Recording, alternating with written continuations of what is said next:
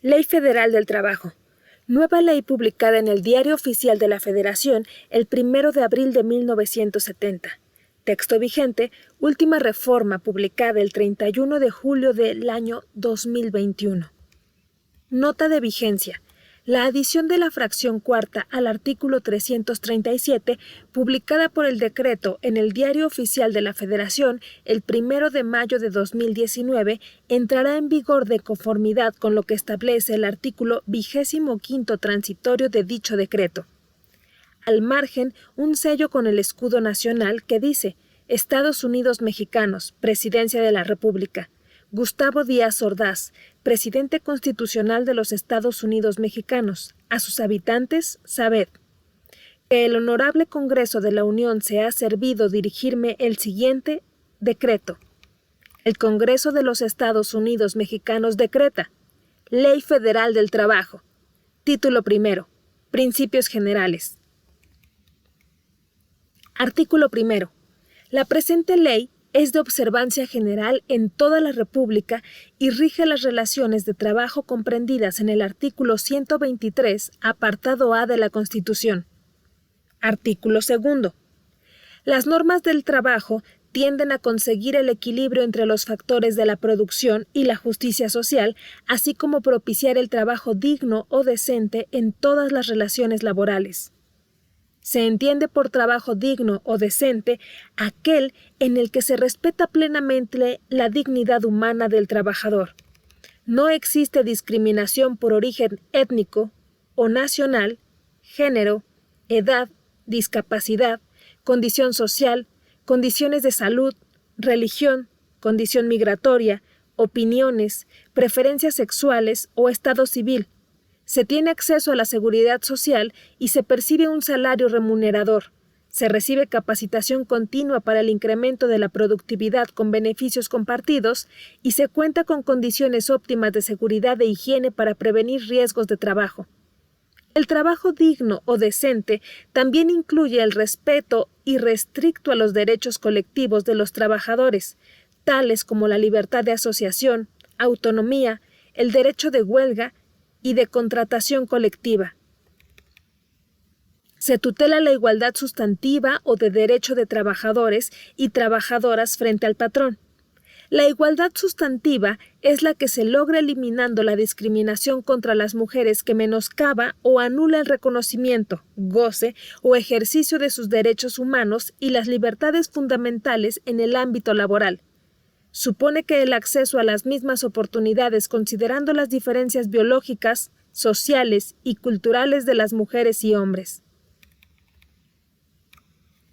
Artículo 3. El trabajo es un derecho y un deber social.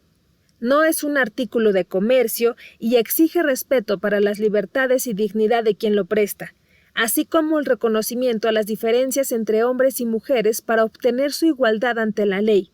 Debe efectuarse en condiciones que aseguren la vida digna y la salud para las y los trabajadores y sus familiares dependientes. No podrán establecerse condiciones que impliquen discriminación entre los trabajadores por motivo de origen étnico o nacional, género, edad, discapacidad, condición social, condiciones de salud, religión, condición migratoria, opiniones, preferencias sexuales, estado civil o cualquier otro que atente contra la dignidad humana. No se considerarán discriminatorias las distinciones, exclusiones o preferencias que se sustenten en las calificaciones particulares que exija una labor determinada. Es de interés social garantizar un ambiente laboral libre de discriminación y de violencia, promover y vigilar la capacitación, el adiestramiento, la formación para y en el trabajo, la certificación de competencias laborales, la productividad y la calidad en el trabajo, la sustentabilidad ambiental, así como los beneficios que éstas deban generar tanto a los trabajadores como a los patrones. Artículo 3 bis. Para efectos de esta ley se entiende por, inciso A, hostigamiento, el ejercicio del poder en una relación de subordinación real de la víctima frente al agresor en el ámbito laboral, que se expresa en conductas verbales, físicas o ambas. Y B.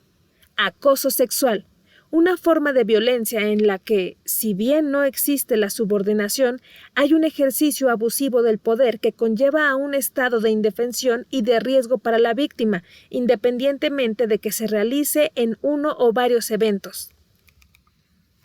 Artículo 3 ter.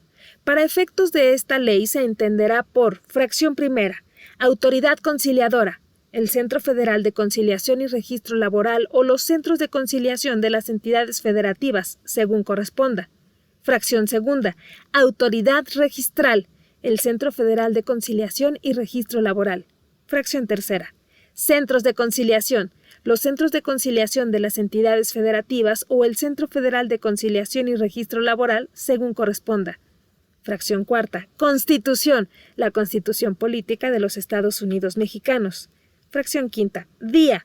Se hace referencia a día hábil, salvo que expresamente se mencione que se trata de días naturales. Fracción sexta, tribunal, el juez laboral. Y fracción séptima, correr traslado, poner a disposición de alguna de las partes algún documento o documentos en el local del tribunal, salvo los casos previstos en esta ley. Artículo 4.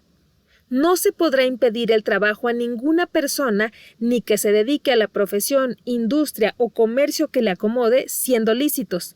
El ejercicio de estos derechos solo podrá vedarse por resolución de la autoridad competente cuando se ataquen los derechos de tercero o se ofendan los de la sociedad. Fracción primera. Se atacan los derechos de tercero en los casos previstos en las leyes y en los siguientes. Inciso A. Cuando se trate de sustituir o se sustituya definitivamente a un trabajador que reclame la reinstalación en su empleo sin haberse resuelto el caso por el tribunal. B.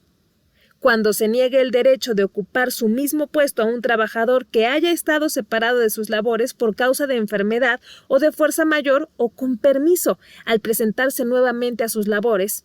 Y fracción segunda. Se ofenden los derechos de la sociedad y en los casos previstos en las leyes y en los siguientes. A. Cuando declarada una huelga en los términos que establece esta ley, se trate de sustituir o se sustituya a los huelguistas en el trabajo que desempeñan, sin haberse resuelto el conflicto motivo de la huelga, salvo lo que dispone el artículo 468. B. Cuando declarada la huelga en iguales términos de licitud por la mayoría de los trabajadores de una empresa, la minoría pretenda reanudar sus labores o siga trabajando. Artículo 5.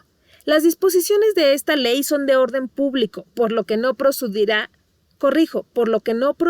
efecto legal ni impedirá el goce y el ejercicio de los derechos, sea escrita o verbal, la estipulación que establezca, fracción primera, trabajos para adolescentes menores de 15 años, fracción segunda, una jornada mayor que la permitida por esta ley, fracción tercera, una jornada inhumana por notoriamente excesiva, dada la índole del trabajo a juicio del tribunal, fracción cuarta, horas extraordinarias de trabajo para los menores de 18 años. Quinta, un salario inferior al mínimo. Sexta, un salario que no sea remunerador a juicio del tribunal. Séptima, un plazo mayor de una semana para el pago de los salarios a los obreros y a los trabajadores del campo. Octava, un lugar del recreo, fonda, cantina, café, taberna o tienda para efectuar el pago de los salarios siempre que no se trate de trabajadores de esos establecimientos. Novena, la obligación directa o indirecta para obtener artículos de consumo en tienda o lugar determinado.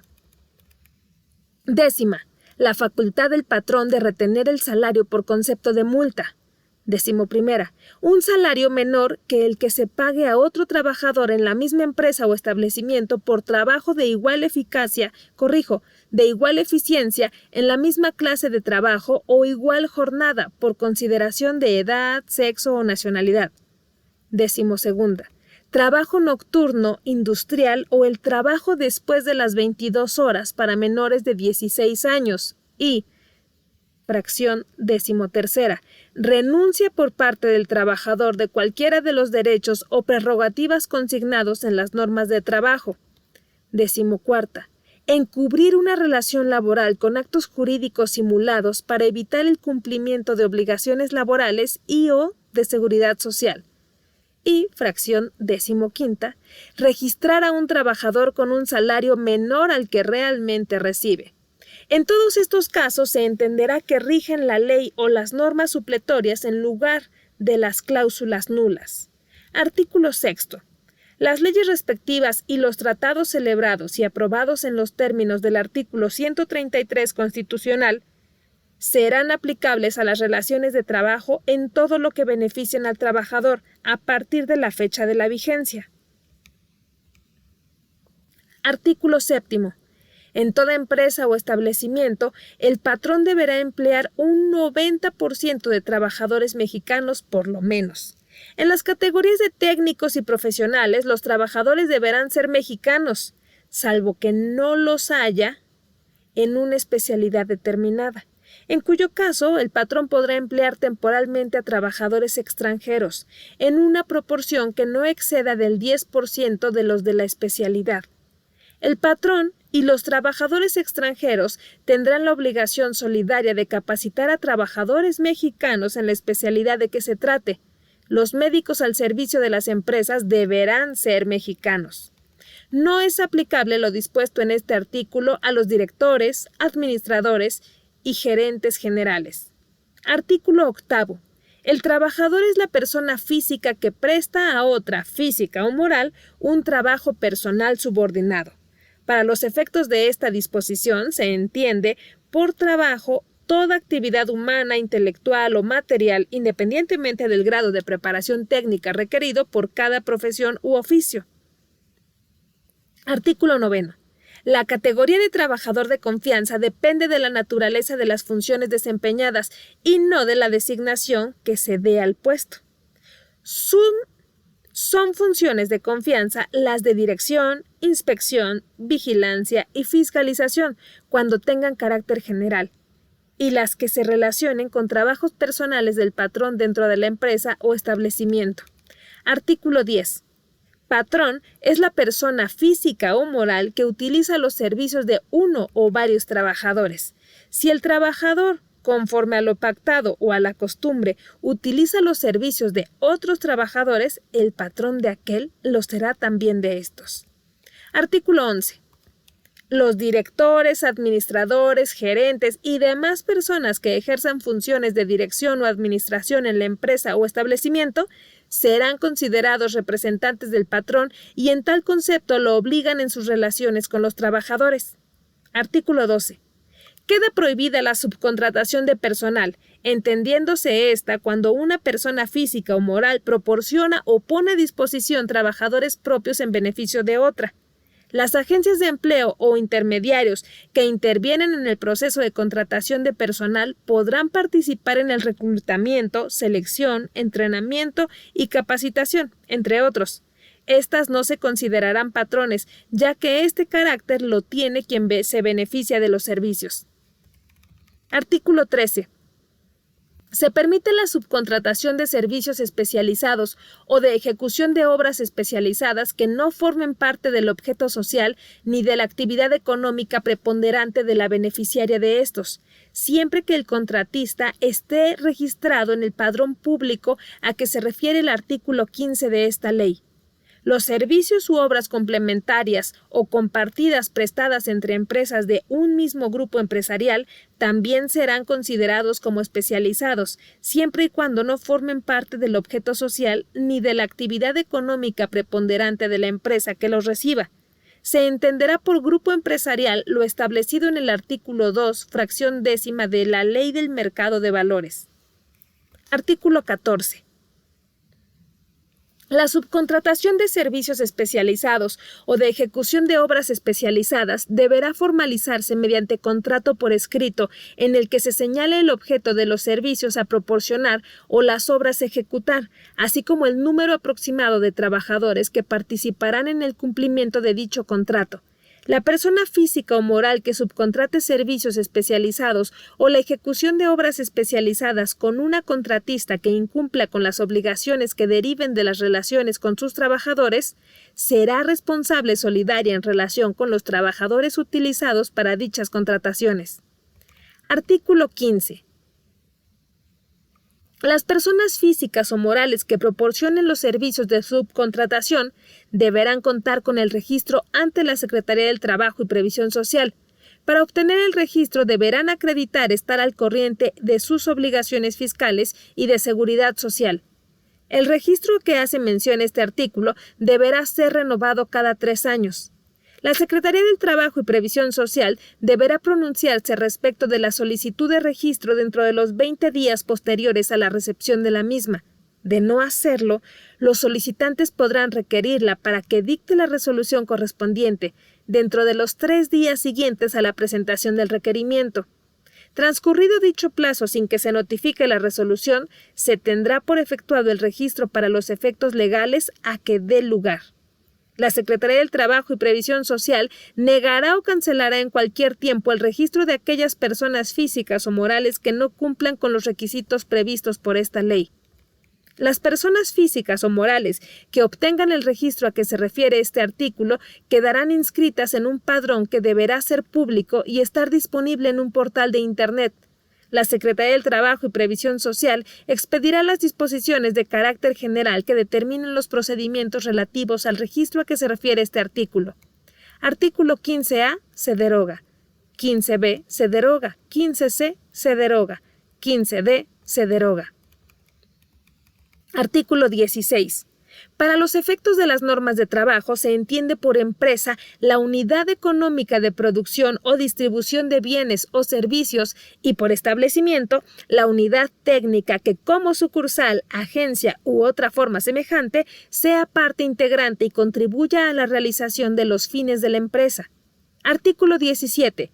A falta de disposición expresa en la Constitución, en esa ley o en sus reglamentos, o en los tratados a que se refiere el artículo 6, se tomarán en consideración sus disposiciones que regulen casos semejantes, los principios generales que deriven de dichos ordenamientos, los principios generales del derecho, los principios generales de justicia social que derivan del artículo 123 de la Constitución, la jurisprudencia, la costumbre y la equidad. Artículo 18. En la interpretación de las normas de trabajo se tomarán en consideración sus finalidades señaladas en los artículos 2 y 3.